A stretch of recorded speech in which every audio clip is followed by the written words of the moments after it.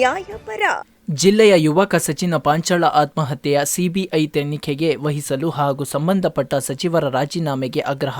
ಬೀದರ್ ಜಿಲ್ಲೆಯ ಯುವಕ ಸಚಿನ್ ಪಾಂಚಾಳ 7 ಪುಟಗಳ ಡೆತ್ ನೋಟ್ ಬರೆದು ಆತ್ಮಹತ್ಯೆ ಮಾಡಿಕೊಂಡಿರುತ್ತಾನೆ. 12 ದಿವಸ ಕಳೆದರೂ ತನಿಖೆಯಲ್ಲಿ ಯಾವುದೇ ಪ್ರಗತಿಯಾಗಿಲ್ಲ ಹಾಗೂ ಡೆತ್ ನೋಟ್ನಲ್ಲಿ ಉಲ್ಲೇಖಿಸಿರುವ ಆರೋಪಿಗಳನ್ನು ಇಲ್ಲಿಯವರೆಗೆ ಬಂಧಿಸಿಲ್ಲ. ತಮ್ಮ ಸಂಪುಟದ ಸಚಿವರಾದ ಪ್ರಿಯಾಂಕ ಖರ್ಗೆಯವರ ಹೆಸರು ಆ ಡೆತ್ ನೋಟ್ನಲ್ಲಿ ಉಲ್ಲೇಖಿಸಿದ್ದು, ಸದರಿ ಸಚಿವರ ರಾಜೀನಾಮೆ ಪಡೆಯಬೇಕು ಹಾಗೂ ಸಚಿವ ಆತ್ಮಹತ್ಯೆಗಿಂತ 15 ಗಂಟೆಗಳ ಕಾಲ ಅವನ ಸಹೋದರಿಯರು ವಿವಿಧ ಠಾಣೆಗಳಿಗೆ ಅಲೆದಿದ್ದರು. ಸ್ಪಂದಿಸದ ಠಾಣಾಧಿಕಾರಿಗಳ ವಿರುದ್ಧ ಕ್ರಮ ಕೈಗೊಳ್ಳಬೇಕು. ಜಿಲ್ಲಾಡಳಿತದ ವೈಫಲ್ಯಕ್ಕಾಗಿ ಜಿಲ್ಲಾ ಉಸ್ತುವಾರಿ ಸಚಿವರಾದ ಈಶ್ವರ್ ಖಂಡ್ರೆಯವರ ರಾಜೀನಾಮೆಗೆ ಒತ್ತಾಯಿಸುತ್ತೇವೆ.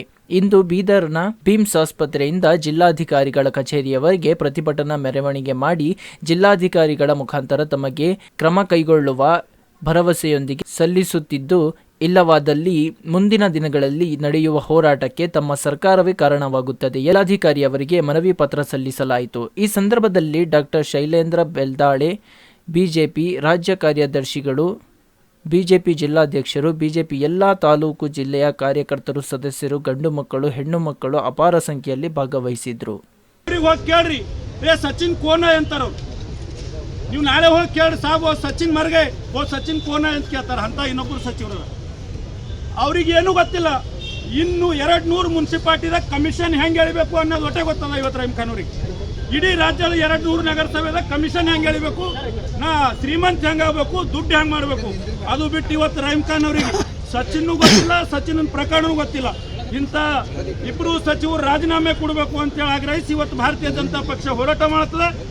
ಇವತ್ತು 14 ದಿನ ಕಳೆದ್ರು ನೀವು ಬಂಧನ ಮಾಡಿಲ್ಲ, ನಿಮ್ಮ ಮೇಲೆ ನಮಗೆ ವಿಶ್ವಾಸ ಇಲ್ಲ, ಸಿಬಿಐಗೆ ಈ ಪ್ರಕರಣ ವಹಿಸಬೇಕು ಅಂತ ಹೇಳಿ ಬೇಡಿಕೆ ಇಕ್ಕೋದ್ರ ಮುಖಾಂತರ ಇವತ್ತು ಭಾರತೀಯ ಜನತಾ ಪಕ್ಷದ ಹೋರಾಟ ಇನ್ನೂ ಮುಂದುವರಿತದೆ ಅಂತ ಹೇಳಿ ನಾನು 2 ಮಾತಿಗೆ ವಿರಾಮ ಕೊಡ್ತೀನಿ. ಆತ್ಮಹತ್ಯೆ ಮಾಡಿಕೊಂಡು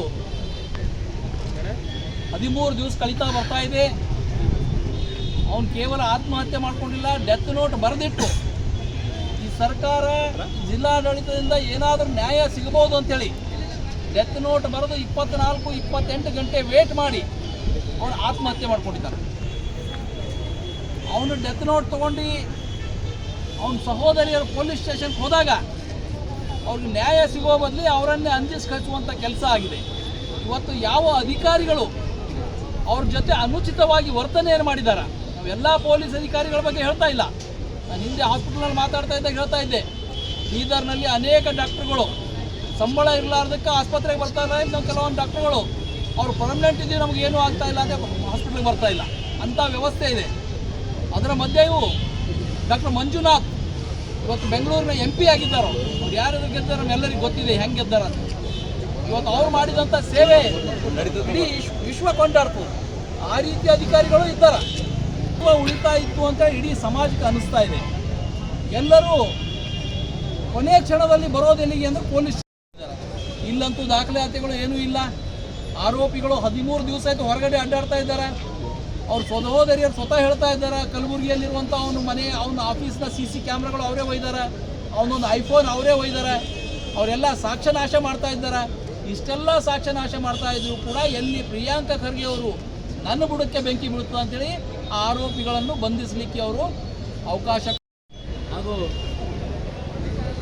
ಎಲ್ಲ ಈಶ್ವರ್ ಸಿಂಗ್ ಅವರೇ, ತೀರಪ್ಪ ಅವರೇ, ಶಶಿ ಅವರೇ, ಮಹಿಳಾ ಮೋರ್ಚಾ ಕಾರ್ಯದರ್ಶಿ ಅಧ್ಯಕ್ಷರೇ, ಇನ್ನಿತರ ಎಲ್ಲ ಮಂಡಲ ಅಧ್ಯಕ್ಷರುಗಳೇ, ಎಲ್ಲ ಜಿಲ್ಲೆಯಿಂದ ಬಂದಂಥ ನಮ್ಮ ಕಾರ್ಯಕರ್ತ ಬಂಧು ಭಗಿನಿಯರು, ನಮ್ಮ ಜಿಲ್ಲಾಧ್ಯಕ್ಷರು ಸವಿಸ್ತಾರವಾಗಿ ಬಾಣಂತಿಯರ ಸಾವಿನ ಬಗ್ಗೆ ಮತ್ತು ಸಚಿನ್ ಪಾಂಚಾಳ ಆತ್ಮಹತ್ಯೆ ಬಗ್ಗೆ ಸವಿಸ್ತಾರವಾಗಿ ಹೇಳಿದ್ದಾರೆ.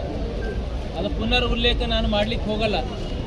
ಯಾಕಂದರೆ ಆ ಒಂದು ಯಾರೇ ಒಬ್ಬ ಸಾಯೋ ಮನುಷ್ಯ ಎಂದು ಅಸತ್ಯ ನುಡಿಯಲ್ಲ, ಸತ್ಯವನ್ನೇ ನುಡಿತಾನೆ. ಇವನ್ ಕೋರ್ಟ್ ಕೂಡ ಅದೇ ಹೇಳುತ್ತದೆ. ಅದರಲ್ಲಿ ರಾಜೀವ್ ಕಪೂರ್ರಾಗಲಿ ಅವರ ಸಹಚರರು ಮತ್ತು ಪ್ರಿಯಾಂಕ ಖರ್ಗೆ ಅವರ ಹೆಸರು ಉಲ್ಲೇಖ ಆಗಿದೆ. ಇನ್ನಿತರ ಕೆಲವು ಅಧಿಕಾರಿಗಳು, ರಾಜ್ಯ ಮಟ್ಟ ಅಧಿಕಾರಿಗಳ ಹೆಸರು ಕೂಡ ಉಲ್ಲೇಖ ಆಗಿದೆ. ಅದರಲ್ಲಿ ನಾವಿಷ್ಟ ರಾಜ್ಯ ಸರ್ಕಾರಕ್ಕೆ, ಮುಖ್ಯಮಂತ್ರಿಗೆ ಆಗ್ರಹ ಕೂಡ ಮಾಡ್ತೀವಿ.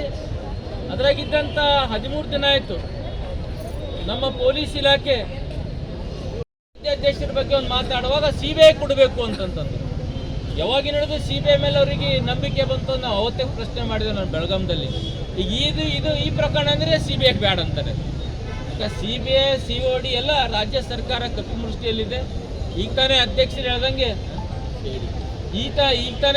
ಹೇಳ್ದಂಗೆ ನಾಗೇಂದ್ರ ಅವ್ರಿಗೆ ಹ್ಯಾಂಗೆ ಕ್ಲೀನ್ ಚಿಟ್ ಸಿಕ್ತು, ಈ ಕಪ್ನೂರ್ ಆ್ಯಂಡ್ ಗ್ಯಾಂಗು ಮತ್ತು ಪ್ರಿಯಾಂಕ್ ಖರ್ಗೆ ಕೂಡ ಕ್ಲೀನ್ ಚಿಟ್ ಕೊಡೋ ಪ್ರಶ್ನೆ 100% ಕೊಟ್ಟೆ ಕೊಡ್ತಾರೆ ಅಂತ ಎಲ್ಲರಿಗೂ ನಂಬಿಕೆ ಇದೆ ಅವರಿಗೆ. ಅದಕ್ಕೆ ಈ ಪ್ರಕರಣವನ್ನು COD ಅಲ್ಲಿ ಅವ್ರದ್ದು ಆದ ರಾಜ್ಯ ಸರ್ಕಾರದ ಅಂಗಸಂಸ್ಥೆಗೆ ಕೊಡ್ಬೇಕಂತ ನಿರ್ಧಾರ ಮಾಡ್ತಾ ಇದ್ದಾರೆ. ಇದಕ್ಕೆ ನಾವು ಒಪ್ಪುವುದಿಲ್ಲ. ಯಾವಾಗಿನವರೆಗೆ CBIಗೆ ಎನ್ಕ್ವೈರಿ ಕೊಡಲ್ಲ, ಯಾವಾಗಿನವರೆಗೆ ಪ್ರಿಯಾಂಕ್ ಖರ್ಗೆ ಅವರ ರಾಜೀನಾಮೆ ತೊಳಲ್ಲ. ಕಚೇರಿವರೆಗೆ ಪ್ರತಿಭಟನಾ ಮೆರವಣಿಗೆ ಮಾಡಿ ಜಿಲ್ಲಾಧಿಕಾರಿಗಳ ಮುಖಾಂತರ ತಮಗೆ ಈ ಪತ್ರವನ್ನು ಮಾನ್ಯ ನಾವು ಮುಖ್ಯಮಂತ್ರಿಗೆ ಕೊಡ್ತಾ ಇದ್ದೀವಿ. ಕೂಡಲೇ ಕ್ರಮ ಕೈಗೊಳ್ಳುವ ಭರವಸೆಯಿಂದ ನಾವು ಈ ಪತ್ರವನ್ನು ಕೊಡ್ತಾ ಇದ್ದು, ಇಲ್ಲವಾದಲ್ಲಿ ಮುಂದಿನ ದಿನಗಳಲ್ಲಿ ಭಾರತೀಯ ಜನತಾ ಪಾರ್ಟಿ ಹೋರಾಟ ತಾವೇ ಮಾಡ್ತಕ್ಕಂಥ ಹೋರಾಟ ತಾವೇ ಕಾರಣವಾಗಿರ್ತೇವೆ ಅಂತಕ್ಕಂಥ ಈ ಒಂದು ಮನವಿ ಪತ್ರವನ್ನು ತಮ್ಮ ಮುಖಾಂತರ ಮಾನ್ಯ ಜಿಲ್ಲಾಧಿಕಾರಿಗೆ ಕೊಡ್ತಾ ಇದ್ದಾರೆ.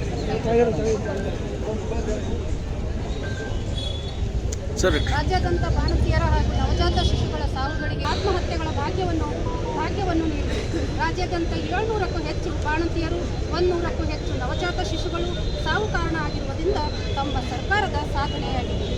ಅದೇ ರೀತಿಯಾಗಿ ಭ್ರಷ್ಟಾಚಾರ ಮತ್ತು ಕಮಿಷನ್ ಇದ್ದ ಕಳಪೆ ಔಷಧಿ ಹಾಗೂ ಸಾಮಗ್ರಿಗಳು ಪೂರೈಕೆಯಾಗಿದೆ. ಕೇಂದ್ರ ಸರ್ಕಾರ ಮಾತೃವಂದನ, ಇಂದ್ರಧನುಷ್ ನಂತರ ಹಲವಾರು ಯೋಜನೆಗಳ ಹಣವನ್ನು ಬೇರೆಡೆ ಕಡೆಗೆ ವರ್ಗಾಯಿಸಿದ್ದಕ್ಕಾಗಿ ಅದಕ್ಕಾಗಿಯೇ ಸಾವುಗಳಿಗೆ ಕಾರಣವಾಗುತ್ತಿದೆ. ಅದೇ ರೀತಿಯಾಗಿ ನಾವು ತಮ್ಮಲ್ಲಿ ಒತ್ತಾಯ ಮಾಡುವುದೇನೆಂದರೆ ಸತ್ತ ಬಾಣಂತಿಯರಿಗೆ ರೂಪಾಯಿ 25 ಲಕ್ಷ ಕೊಡಬೇಕು ಹಾಗೂ ಅನಾಥರಾಗಿದ್ದ ಶಿಶುಗಳಿಗೆ ಸರ್ಕಾರವೇ ದತ್ತತೆ ತೆಗೆದುಕೊಂಡು ಸಂಪೂರ್ಣ ಜವಾಬ್ದಾರಿ ವಹಿಸಿಕೊಳ್ಳಬೇಕು. ಅದೇ ರೀತಿಯಾಗಿ ಅಧಿಕಾರಿಗಳ ಸಂಪೂರ್ಣ ನಿರ್ಲಕ್ಷ್ಯವಾಗಿರುವುದರಿಂದ ತನಿಖೆ ಮಾಡಿಸಿ ಕ್ರಮಗೊಳ್ಳಬೇಕು ಹಾಗೂ ಆರೋಗ್ಯ ಸಚಿವರಾದ ಶ್ರೀ ದಿನೇಶ್ ಗುಂಡೂರಾವ್ ಮತ್ತು ಮಕ್ಕಳ ಕಲ್ಯಾಣ ಸಚಿವರಾದ ಶ್ರೀಮತಿ ಲಕ್ಷ್ಮೀ ಹೆಬ್ಬಾಳ್ಕರ್ ಇವರಿಬ್ಬರ ದುರಂತಕ್ಕೆ ಕಾರಣರಾದ ನೇರ ಹೊಣೆಗಾರಿಕೆಯಾಗಿದ್ದಾರೆ. ಅದಕ್ಕಾಗಿ ತಾವುಗಳು ಇವರಿಬ್ಬರು ರಾಜೀನಾಮೆ ತೆಗೆದುಕೊಂಡು ಮಾತ್ರ ಸೂಕ್ತ ಕ್ರಮ ಕೈ ತೆಗೆದುಕೊಳ್ಳಬೇಕೆಂದು ಒತ್ತಾಯಿಸಿದರು.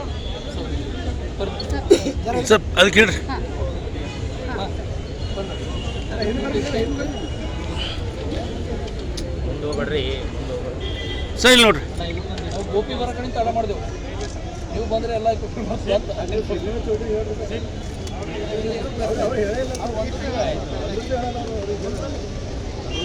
PWD ಮಂತ್ರಿ ಬಂದಿದ್ದು ನೋಡಿದ್ರು.